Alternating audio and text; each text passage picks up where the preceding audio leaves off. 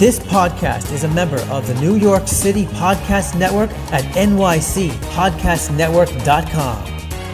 Visit us to listen to over 250 amazing podcasts just like this one.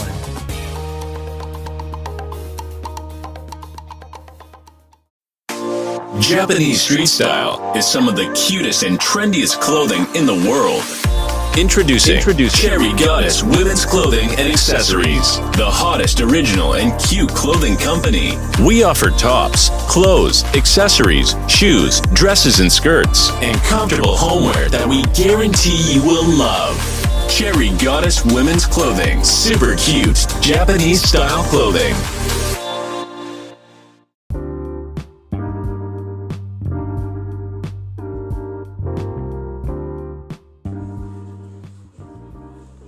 This is Black Wall Street Chronicles, and we're back at it again. Thank you for listening to my podcast.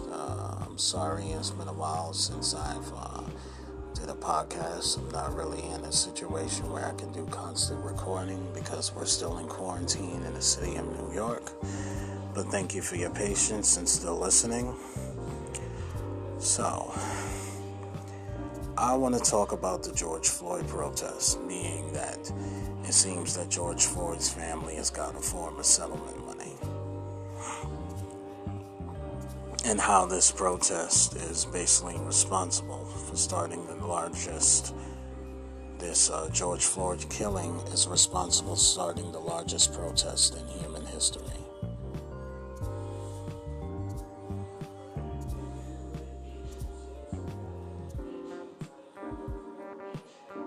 Now, I'm going to read an article from Wikipedia.com. George Floyd Jr. was an African-American man killed in an arrest after a store clerk alleged he had passed a counterfeit $20 bill in Minneapolis. Derek Chauvin, one of the four officers who arrived at the scene, knelt on Floyd's neck for a period initially reported to 8 minutes and 46 seconds. After his death, protests against police brutality, especially George Black people, quickly spread across the United States and internationally. Born in Fayetteville, North Carolina, Floyd grew up in Houston, Texas, playing football and basketball throughout his high school and college. He was a hip-hop artist and served as a mentor to the religious community between 1997 and 2005. He was convicted of 8 crimes. He served 4 years in prison after accepting a plea bargain for 2007's aggravated robbery and a home invasion. In 2014, he moved to the Minneapolis area, residing in a nearby suburb in St. Louis Park, and worked as a truck driver and a bouncer. In 2020, he lost his job as a truck driver and then his security job during the COVID-19 pandemic. The city of Minneapolis settled a wrongful death lawsuit with Floyd's family for $27 million. The trial of Derek Chauvin, the police officer who knelt on his neck, began on March 8, 2021. The trial of the other 3 officers at the scene of his death was scheduled for August 2021. Floyd was born on October 14, 1973 in Fayetteville, North Carolina. George Perry and Larcena Sissy joins Floyd. He had 4 siblings.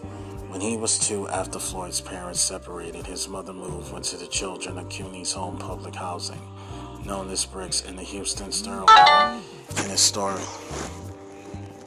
historically black neighborhood in one of the poorest areas of the city. Floyd was called Perry as a child, but also Big Floyd, being over 6 feet tall in middle school. He saw sports as a vehicle for improving his life. Floyd graduated from Yates High School in 1993, where there he was co-captain of the basketball team, playing as a power forward. He was also on the football team as a tight end. In 1992, his team went to the state Texas championships. The first of his siblings to go to college, Floyd attended South Florida Community College for 2 years on a football scholarship and also playing on the basketball team. He transferred to Texas A&M University, Kingsville, in 1995, where he also played basketball before dropping out.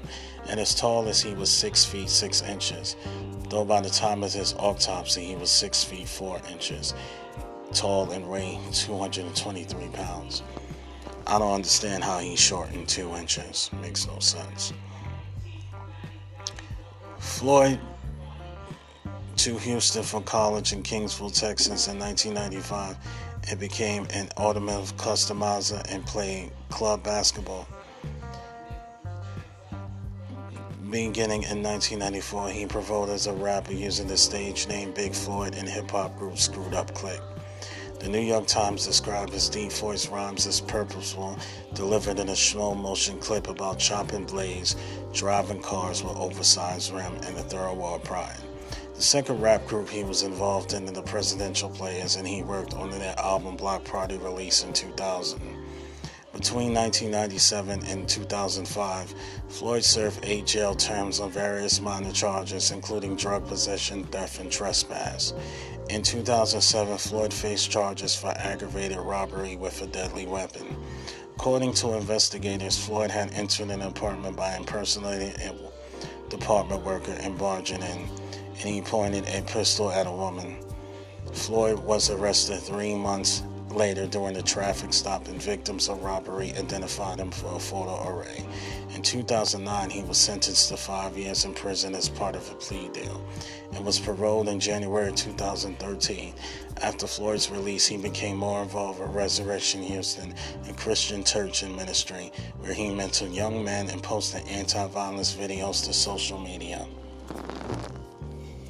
He delivered meals to senior citizens and volunteered with other projects such as Angel by Nature Foundation, a charity founded by rapper Trader Truth.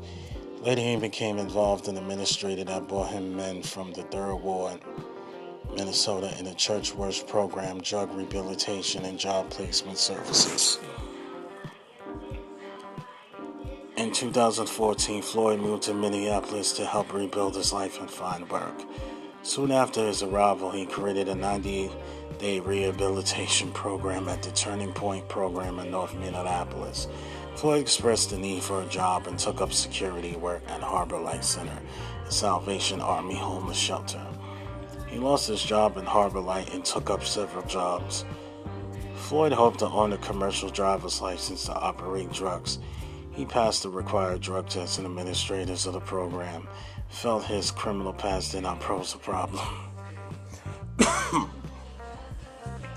He dropped out his job at a nightclub, made it difficult to attend morning classes. He felt pressure to earn more, and Floyd made a move to St. Louis Park to live with former colleagues. Floyd continued to battle drug addiction and went through periods of use of sobriety. In 2019, Floyd was detained by Minneapolis police where an unlicensed car, he was a passenger, and he was pulled over in a traffic stop. Floyd was found with a bottle of pain pills. Officer handcuffed Floyd and took him to the city's police station. Floyd told police he did not sell the pills and that they weren't related to his own addiction. When Floyd appeared agitated, officers encouraged him to relax and helped him calm down. They later called an ambulance as they grew worried about his condition. No charges was filed in connection to the incident.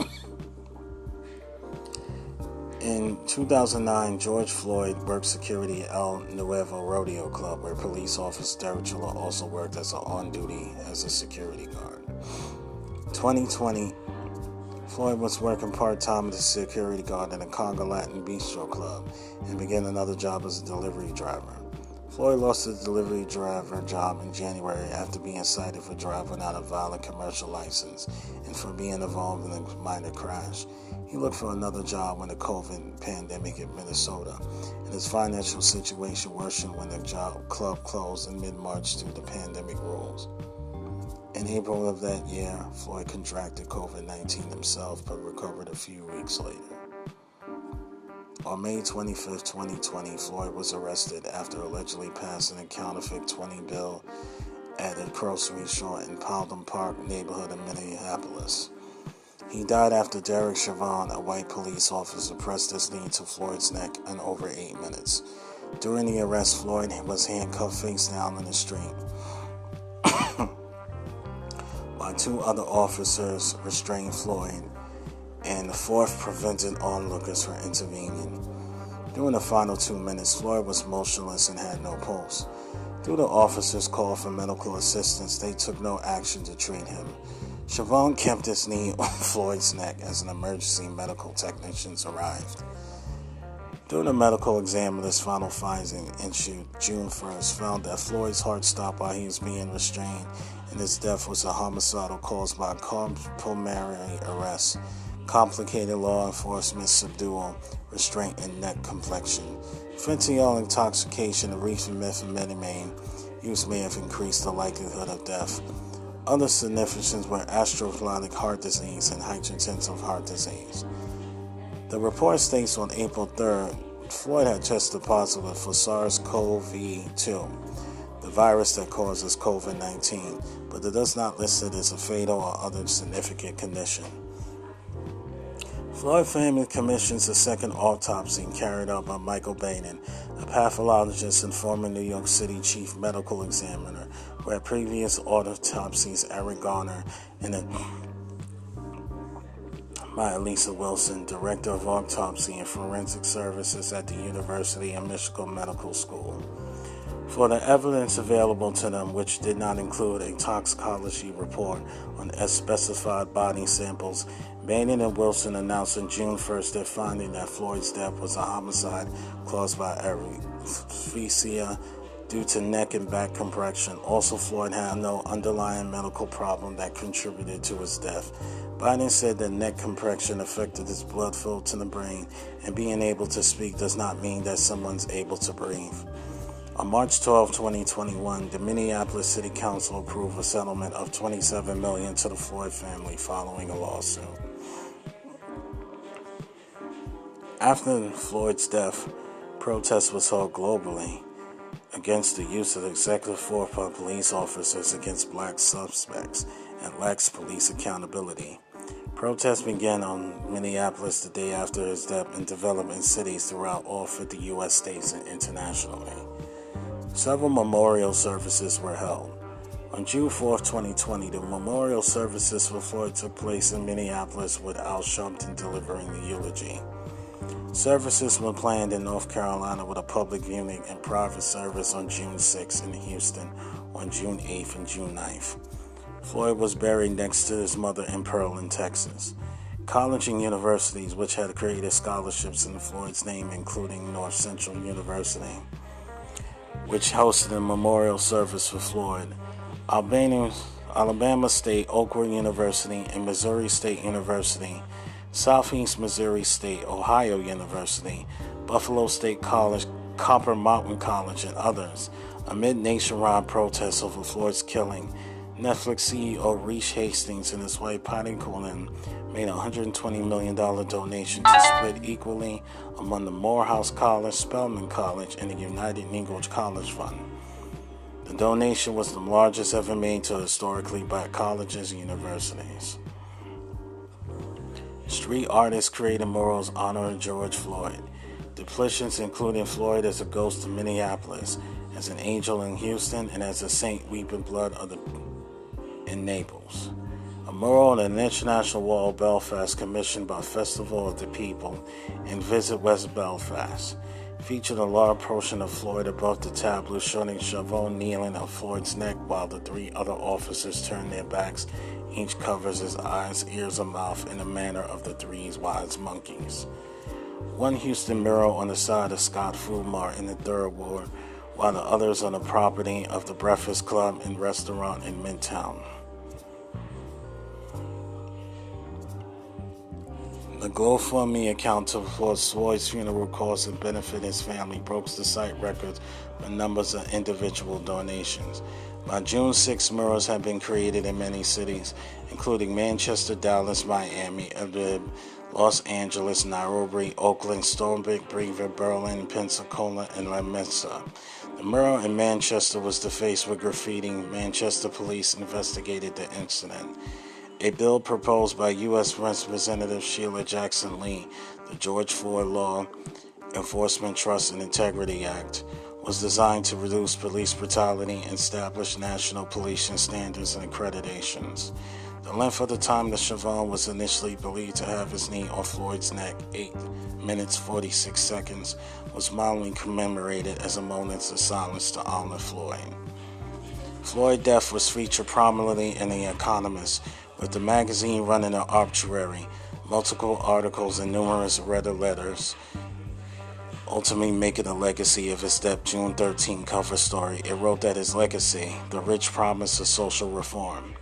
On September 18, 2020, the Minneapolis City Council approved designated section of Chicago Avenue between 37th and 39th Street as George Perry Ford's Jr. Place, with the marker in the intersection with 38th Street where the incident took place. The intersection had been the location of the makeshift memorial that emerged the day after his death.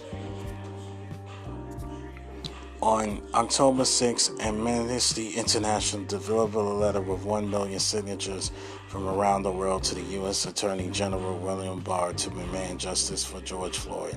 The human rights advocacy group demanded that the police officers involved in the killing of George Floyd be held accountable. Floyd had 5 children, including 2 daughters aged 6 and 22 at the time of his death, and an adult son who also had 2 grandchildren.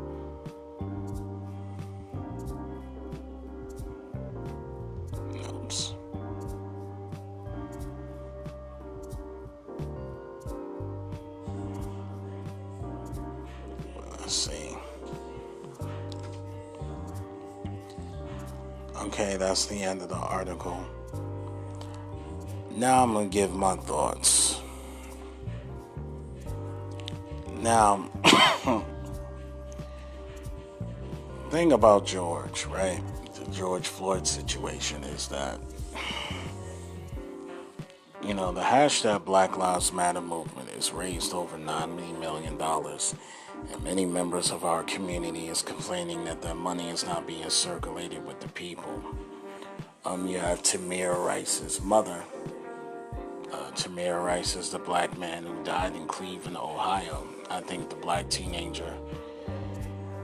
She's been complaining that Tamika Mallory and, Benjamin Crump are all clout chasing. Those who don't know what clout chasing means, that means they're just out here, you're just doing everything for attention. Booker T. Washington and W.E.B. Du Bois talked about race scammers.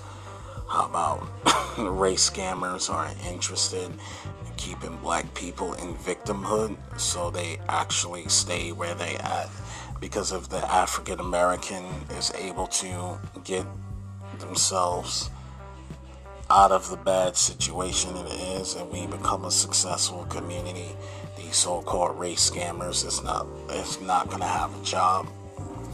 I don't know if the hashtag Black Lives Matter movement or Tamika Mallory or Benjamin Crump, or I don't know, it's just race scammers, but hey, even Candace Owens, I don't know if she's a race scammer too, even though I think she's suspect.